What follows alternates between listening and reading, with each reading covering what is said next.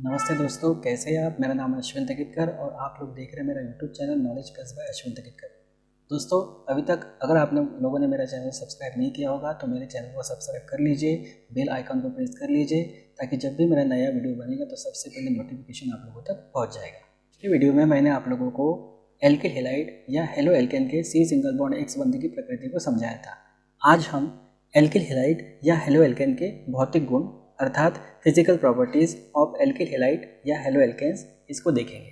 जब भी हम भौतिक गुणों की बात करते हैं तो भौतिक गुणों को बताने के लिए हम अधिकतर अवस्था, रंग, गंध, स्वाद, विलेयता, गलनांक, क्वथनांक, घनत्व इन गुणों पर विचार करते हैं, जिनका अनुभव हम देखकर, सुनकर, सूंघकर, चखकर या त्वचा के द्वारा इन गुणों को हम महसूस करते हैं, या हम ये कह सकते हैं कि ये जो गुण हैं जिसका हम अपनी ज्ञानेंद्रियों से अनुभव कर सकते हैं। तो भौतिक गुणों के अंतर्गत इन बातों को पढ़ा जाता है। भौतिक गुणों में सबसे पहला भौतिक गुण है भौतिक अवस्था, रंग तथा गंध। जो एल्किल हैलाइड है, एल्किल हैलाइड जो है ये तीनों अवस्थाओं में पाए जाते हैं, गैस, द्रव और ठोस, ये तीनों अवस्थाओं में पाए जाते हैं। अब एल्किल हैलाइडों में जो निम्न सदस्य होते हैं, निम्न सदस्य या निम्नतर सदस्य या जिसको हम कह सकते हैं कम कार्बन वाले, जैसे मेथिल क्लोराइड एक कार्बन वाला, मेथिल ब्रोमाइड एक कार्बन वाला और एथिल क्लोराइड दो कार्बन वाला। तो जो निम्नतर सदस्य होते हैं वो सामान्य ताप यानी कमरे का ताप, सामान्य ताप पर गैस है, निम्नतर सदस्य गैस है। उसके बाद CH3 सिंगल बॉन्ड आई, मेथिल आयोडाइड। अब यहाँ पर ये भी तो निम्नतर सदस्य है, लेकिन आयोडीन का परमाणु भार अधिक होने के कारण इसका अणुभार जो होता है वो अधिक हो जाता है। और उच्च सदस्य जैसे ज़्यादा कार्बन वाले, हम इसमें एथिल आयोडाइड को ले सकते हैं, या 3 कार्बन वाला, 4 कार्बन वाला, 5 कार्बन वाला, जिसको कहेंगे हम उच्च सदस्य, वो मधुर गंध वाले द्रव है। जबकि उच्च अणुभार वाले यानी ज़्यादा कार्बन वाले 7, 8, 9, 10, 11 कार्बन वाले ये सदस्य रंगहीन ठोस होते हैं। कार्बन वाले से मतलब है एल्किल हैलाइड। इस प्रकार एल्किल हैलाइड तीनों अवस्थाओं में पाए जाते हैं। साथ में इसमें रंग में रंगहीन आ जाएगा और गंध में मधुर गंध या मीठी गंध आ जाएगा। सेकंड हमारा भौतिक गुण है विलेयता। एल्किल हैलाइड जल में बहुत कम विलेय हैं, किंतु कार्बनिक विलायक जैसे alcohol, ether, benzene, acetone, carbon tetrachloride, chloroform, ये सारे कार्बनिक विलायक है, या इनके अलावा और भी हो सकते हैं। तो एल्किल हैलाइड जल में बहुत कम विलेय हैं, किंतु कार्बनिक विलायकों जैसे अल्कोहल, ईथर, एसीटोन, बेंजीन आदि में विलेय है। आइए इसको समझ लेते हैं। हम लोग ये देख रहे हैं कि जो एल्किल हैलाइड है वो जल में कम विलेय है, लेकिन जो एल्किल हैलाइड है वो कार्बनिक विलायक इनमें अधिक विलेय है। इसका क्या कारण है? तो जो एल्किल हैलाइड होते हैं जिसको हम कहते हैं R सिंगल बॉन्ड X, ये जो एल्किल हैलाइड है ये जल में कम विलेय है। अब एल्किल हैलाइड जल में कम विलेय है क्योंकि जब एल्किल हैलाइड को जल में घोला जाता है तो उसके लिए ऊर्जा की आवश्यकता होती है। कितनी ऊर्जा की आवश्यकता होती है? एल्किल हैलाइड को जल में घोलने के लिए कितनी ऊर्जा की आवश्यकता होती है? इतनी ऊर्जा की आवश्यकता होती है कि वो एल्किल हैलाइड अर्थात R सिंगल बॉन्ड X अणुओं के बीच के आकर्षण बल को हटा सके, और पानी में हाइड्रोजन बंध पाया जाता है, जल में हाइड्रोजन बंध पाया जाता है, पानी के या जल के हाइड्रोजन बंधों को तोड़ सके। इतनी ऊर्जा की आवश्यकता होती है जब इसको इसमें घोला जाता है। लेकिन जब इसको इसमें घोला जाता है, एल्किल हैलाइड को जल में घोलते हैं, और घोलने से जो नया आकर्षण बल अर्थात जो नया बंध बनेगा उससे कम ऊर्जा निकलती है, या एल्किल हैलाइड को जल में घोलने के बाद इतनी ऊर्जा नहीं मिल पाती कि वो R सिंगल बॉन्ड X अणुओं के बीच के आकर्षण बल को हटा सके और पानी के हाइड्रोजन बंधों को तोड़ सके। यही कारण है कि एल्किल हैलाइड जल में कम विलेय है। इसके विपरीत एल्किल हैलाइड कार्बनिक विलायकों जैसे अल्कोहल, ईथर, एसीटोन, बेंजीन इनमें अधिक विलेय हैं। क्यों? क्योंकि जब एल्किल हैलाइड को इसमें कार्बनिक विलायक में घोला जाता है, खोलने के बाद जब दोनों की क्रिया से जो बंध बनता है, नया आकर्षण बंध बनता है, उसमें इतनी अधिक ऊर्जा होती है कि वो एल्किल हैलाइड अणुओं के बीच के आकर्षण बल को हटा सकती है, और जो विलायक अणु है उनके बीच में जो आकर्षण बल है उसको तोड़ भी सकती है। इसीलिए एल्किल हैलाइड जल में कम विलेय है, लेकिन कार्बनिक विलायकों जैसे अल्कोहल और ईथर में अधिक विलेय है। यहाँ एक बात ध्यान रखना, एल्कोहल बोला और कोई एल्कोहल नहीं बोला है तो ethyl alcohol C2H5 single bond OH माना जाता है। और ईथर, अगर कोई ईथर नहीं कहा गया है तो डाई एथिल ईथर अर्थात C2H5 single bond O single bond C2H5 मानते हैं। थर्ड हमारा भौतिक गुण है क्वथनांक। तो वैसे क्वथनांक के ऊपर मैं अलग से एक वीडियो बनाऊंगा अगला।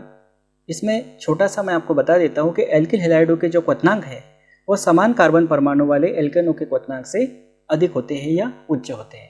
देखिए इसको आप समझ, ये हमने लिया alkyl halide R single bond X और उसी के संगत एल्केन लिया। देखो इसी के संगत है alkane R single bond H।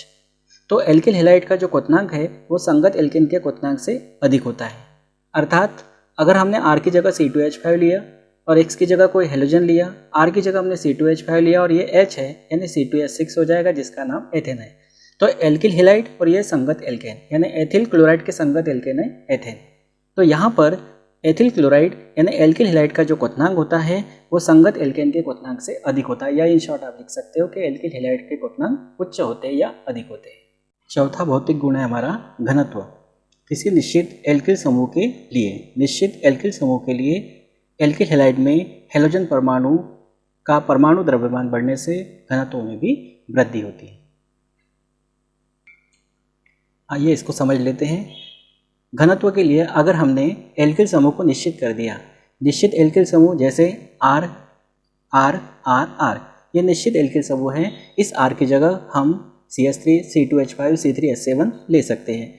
तो एल्किल समूह को अगर हमने निश्चित कर दिया, निश्चित करने पर सभी के साथ हम लोगों ने हेलोजन जोड़ दिया, फ्लोरीन क्लोरीन ब्रोमीन और आयोडीन।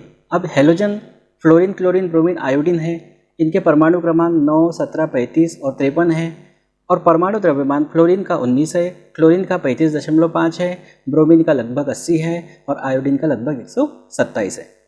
तो आप देखेंगे कि यहाँ पर हेलोजनों में फ्लोरीन क्लोरीन ब्रोमीन आयोडीन में परमाणु भार बढ़ते जा रहे हैं और परमाणु भार या परमाणु द्रव्यमान बढ़ने से अगर निश्चित एल्किल समूह है और निश्चित एल्किल समूह के लिए अगर हेलोजनों का परमाणु भार बढ़ता है तो परमाणु भार बढ़ने से घनत्व भी बढ़ता जाता है। अर्थात एल्किल क्लोराइड का घनत्व कम होगा क्योंकि फ्लोरीन का परमाणु द्रव्यमान कम है, एल्किल क्लोराइड का इससे अधिक होगा, एल्किल ब्रोमाइड का इससे अधिक होगा और एल्किल आयोडाइड का इससे अधिक होगा। और आप एक बात जानते भी होंगे, एक फार्मूला भी होता है, घनत्व बराबर द्रव्यमान बटे आयतन। तो यहाँ से भी आप अंदाजा लगा सकते हो कि द्रव्यमान और घनत्व दोनों में समानुपाती का संबंध है, अर्थात द्रव्यमान बढ़ेगा तो घनत्व भी बढ़ता है। तो इस बात को ध्यान रखना। अगर एल्किल समूह निश्चित है और निश्चित एल्किल समूह के लिए अगर हेलोजनों का परमाणु द्रव्यमान बढ़ता है तो एल्किल हैलाइडों का घनत्व भी बढ़ता है। अर्थात एल्किल क्लोराइड का घनत्व एल्किल क्लोराइड से कम है, एल्किल क्लोराइड का अधिक है, एल्किल क्लोराइड से एल्किल ब्रोमाइड का घनत्व अधिक है और एल्किल ब्रोमाइड से एल्किल आयोडाइड का घनत्व अधिक है। ये जो ऐसा चिन्ह है ये इस तरह से ये वृद्धि को दर्शा रहा है। इस तरह से यहाँ पर देखिए फ्लोरीन क्लोरीन ब्रोमीन आयोडीन परमाणु भार के बढ़ते क्रम में है और उसी के अनुरूप एल्किल फ्लोराइड इसका घनत्व कम है एल्किल क्लोराइड से, एल्किल क्लोराइड का घनत्व कम है एल्किल ब्रोमाइड से और एल्किल ब्रोमाइड का घनत्व कम है एल्किल आयोडाइड से। अर्थात एल्किल फ्लोराइड का घनत्व सबसे कम है और एल्किल आयोडाइड का घनत्व सबसे अधिक है अगर एल्किल समूह निश्चित है उसके लिए। एक बात और ध्यान रखना, जो एल्किल फ्लोराइड और एल्किल क्लोराइड होते हैं ये जल से हल्के होते हैं जबकि एल्किल ब्रोमाइड और एल्किल आयोडाइड जल से भारी होते हैं। इस तरह से आपने एल्किल हैलाइड या हेलो एल्केन के भौतिक गुण जैसे भौतिक अवस्था, रंग, गंध, विलेयता, क्वथनांक और घनत्व को ध्यान से समझा। अब मैं आपको यहाँ दो प्रश्न, एक CH3 सिंगल बॉन्ड F अर्थात मेथिल क्लोराइड पानी में सरलता से घुलनशील है जबकि CH3 सिंगल बॉन्ड Cl अघुलनशील होता है, क्यों?